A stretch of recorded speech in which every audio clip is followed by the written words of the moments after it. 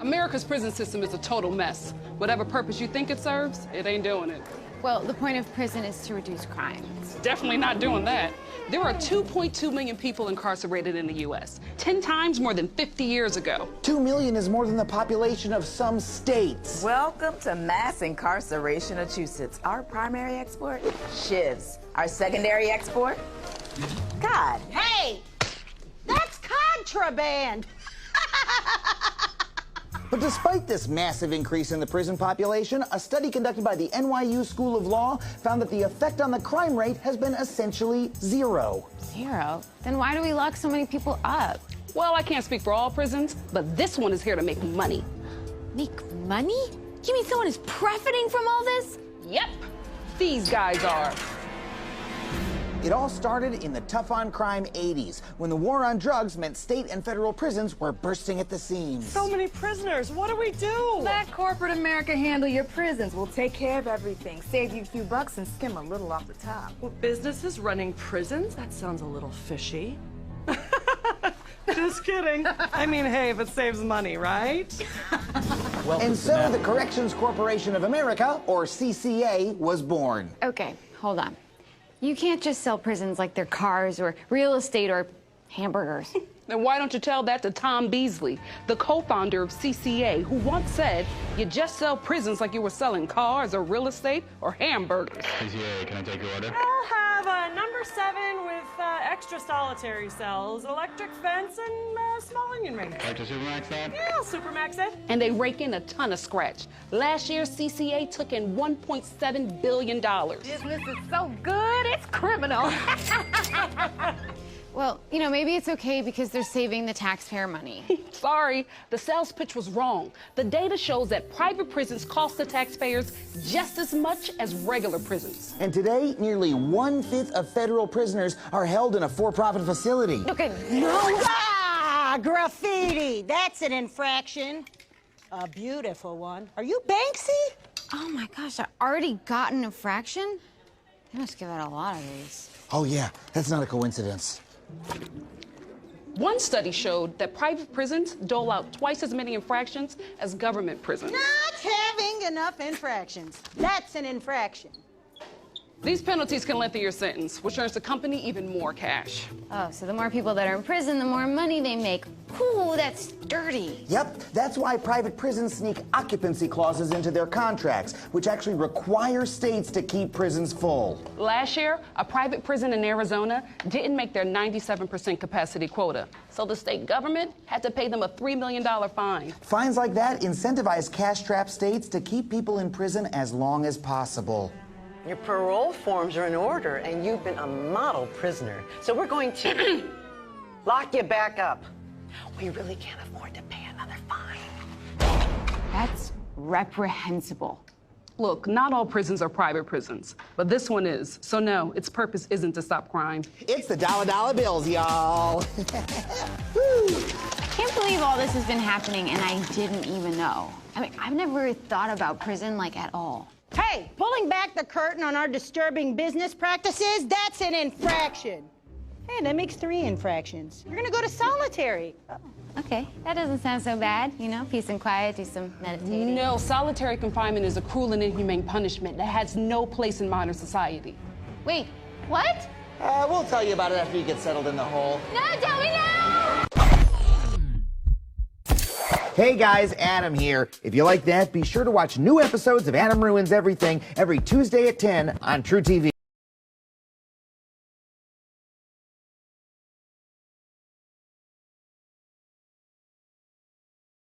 How for-profit prisons have become the biggest lobby no one is talking about. Senator Marco Rubio is one of the biggest beneficiaries. Several industries have become notorious for the millions they spend on influencing legislation and getting friendly candidates into office, big oil, big pharma and the gun lobby among them. But one has managed to quickly build influence with comparatively little scrutiny: private prisons. The 2 largest for-profit prison companies in the United States, GEO and Corrections Corporation of America, and their associates have funneled more than $10 million to candidates since 1989 and have spent nearly $25 million on lobbying efforts. Meanwhile, These private companies have seen their revenue and market share soar. They now rake in a combined $3.3 billion in annual revenue, and the private federal prison population more than doubled between 2000 and 2010, according to a report by the Justice Policy Institute. Private companies house nearly half of the nation's immigrant detainees, compared to about 25% a decade ago, a Huffington Post report found. In total, there are now about 130 private prisons in the country with about 157,000 beds. Marco Rubio is one of the best examples of the private prison industry's growing political influence, a connection that deserves far more attention now that he's officially launched a presidential bid. The U.S. Senator has a history of close ties to the nation's second-largest for-profit prison company, GEO Group, stretching back to his days as Speaker of the Florida House of Representatives. While Rubio was leading the House, GEO was awarded a state government contract for a $110 million prison soon after Rubio hired an economic consultant who had been a trustee for a GEO real estate trust. Over his career, Rubio has received nearly $40,000 in campaign donations from GEO, making him the Senate's top career recipient of contributions from the company. Rubio's office did not respond to requests for comment. The Justice Policy Institute identified the private prison industry's three-pronged approach to increase profits through political influence, lobbying, direct campaign contributions, and building relationships and networks. On its website, states that the company doesn't lobby on policies that affect the basis for or duration of an individual's incarceration or detention. Still, several reports have documented instances when private prison companies have indirectly supported policies that put more Americans and immigrants behind bars, such as California's three strikes rule and Arizona's highly controversial anti-illegal immigration law, by donating to politicians who support them, attending meetings with officials who back them, and lobbying for funding for immigration and customs enforcement. Showing just how important these policies are to the private prison industry, both GEO Group and Corrections Corporation of America have warned shareholders that changes in these policies would hurt their bottom lines. In its 2014 annual report, wrote, "The demand for our facilities and services could be adversely affected by the relaxation of enforcement efforts, leniency in conviction or parole standards and sentencing practices, or through the decriminalization of certain activities that are currently proscribed by our criminal laws. For instance, any changes with respect to drugs and controlled substances or illegal immigration could affect the number of persons arrested, convicted, and sentenced, thereby potentially reducing demand for correctional facilities to house them." Legislation has been proposed in numerous jurisdictions that could lower minimum sentences for some nonviolent crimes and make more inmates eligible for early release based on good behavior. This outlook runs counter to what should be a rehabilitative mission of the nation's criminal justice system. Instead, private prison contracts often require the government to keep the correctional facilities and immigration detention centers full, forcing communities to continuously funnel people into the prison system, even if actual crime rates are falling. Nearly two-thirds of private prison contracts mandate that state and local governments maintain a certain occupancy rate, usually 90%, or require taxpayers to pay for empty beds.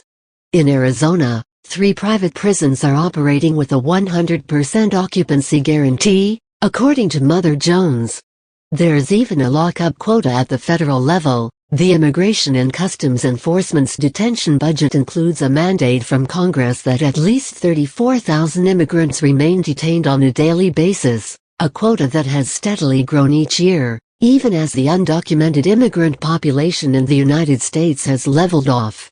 Private prisons have profited handsomely from that policy, owning 9 of the 10 largest ICE detention centers, according to a report released this month by Grassroots Leadership. With the growing influence of the prison lobby, the nation is, in effect, commoditizing human bodies for an industry in militant pursuit of profit. For instance, privatization created the atmosphere that made the kids for cash scandal possible. in which 2 Pennsylvania judges received $2.6 million in kickbacks from for-profit juvenile detention centers for sending more kids to the facilities and with unusually long sentences. The influence of private prisons creates a system that trades money for human freedom, often at the expense of the nation's most vulnerable populations, children, immigrants and the poor. The biggest beneficiaries of private prisons' political donations have been Republican politicians in Florida, Tennessee, and border states with high populations of undocumented immigrants. The Republican Party of Florida PAC has received nearly $2.5 million from GEO and CA since 1989. In 2010, GEO and its affiliates pumped $33,500 into political action committees benefiting Florida Republicans, including the Marco Rubio for U.S. Senate PAC.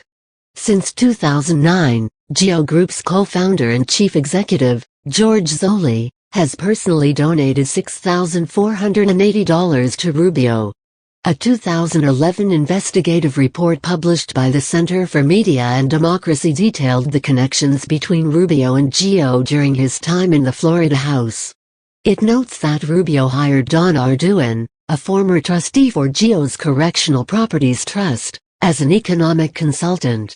Arduin worked with Rubio's then budget chief, Ray Sansom, who pushed through a $110 million deal for a new GEO prison and a House Appropriations bill. The report also detailed how legislation favorable to GEO Group has shadowed Arduin's presence in government from California to Florida. In 2011, Florida Governor Rick Scott, who also used Arduin as a budget advisor, pushed and successfully to privatize 27 prisons south of Orlando. Upon winning the Senate seat, Rubio tapped former lobbyist Cesar Conda as his chief of staff in 2011. Conda had co-founded what is now GEO's main lobbying firm, Navigators Global, and after joining Rubio, continued receiving payments of $150,000 from the firm as part of a stock buyout arrangement. In April 2014, Conda went on to lead Rubio's Reclaim America PAC as a senior advisor, until recently rejoining Navigators. During Conda's time with Rubio, GEO became a top 10 contributor to Reclaim America, giving $16,000 in 2014, according to OpenSecrets.org. Conda's firm also banked $610,000 from the private prison company between 2011 and 2014 as its lobbying firm.